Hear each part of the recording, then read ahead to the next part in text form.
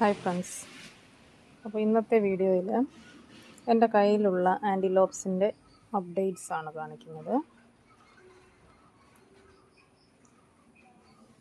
ഇതെങ്ങനെയാണ് ആൻറ്റിലോപ്സിൻ്റെ ഒരു ഫ്ലവറിങ് രീതി. അത് നോക്കൂ, ഇത്രത്തോളം സ്പൈക്സ് ആണ് ഒരു പ്ലാന്റിൽ തന്നെ. ഞാനിത് മഡ് പോട്ടിലാണ് പിടിപ്പിച്ചിരിക്കുന്നത്. നമുക്ക്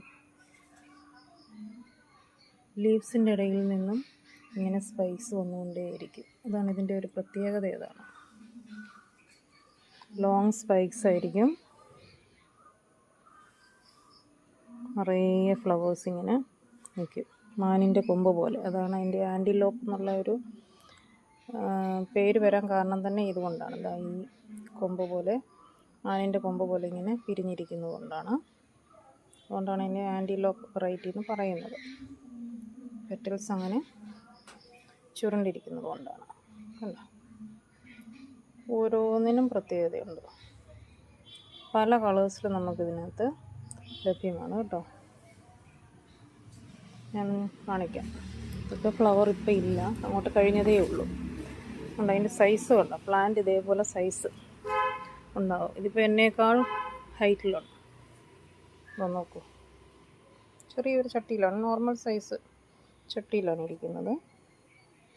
ആൻറ്റിലോപ്സിന് ഞാൻ മനസ്സിലാക്കിയെടുത്തോളം നമ്മൾ ഇതേപോലെ മൺചട്ടിയിൽ വെക്കുന്നതായിരിക്കും നല്ലത്. എന്നിട്ട് ഓപ്പൺ എയറിൽ വെയിലും മഴയും ഒക്കെ കൊള്ളുന്ന രീതി. ഇതെല്ലാം ആൻറ്റിലോപ്സാണ് ഇരിക്കുന്നത്.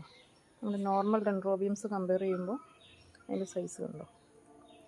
ഇതൊക്കെ ഇനിയും അടുത്ത ഷൂട്ട് വരുമ്പോൾ ഇതിലും ഹൈറ്റിലാണ് പോകുന്നത്. ഇത് വേറൊരു ഷെയ്ഡ്.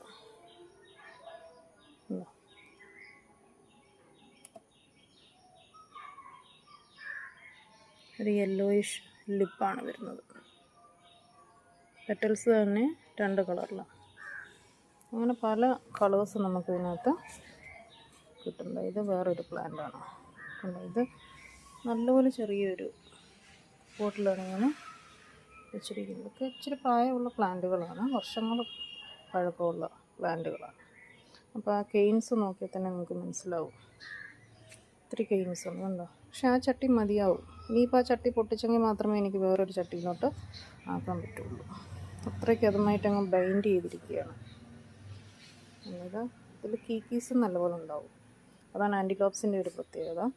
നമുക്കിഷ്ടം പോലെ തൈകൾ ഉണ്ടാക്കിയെടുക്കാൻ പറ്റും. ഉണ്ടോ, ഇതാ നോക്കൂ, ഈ ഒരു കെയിൻ കണ്ടോ.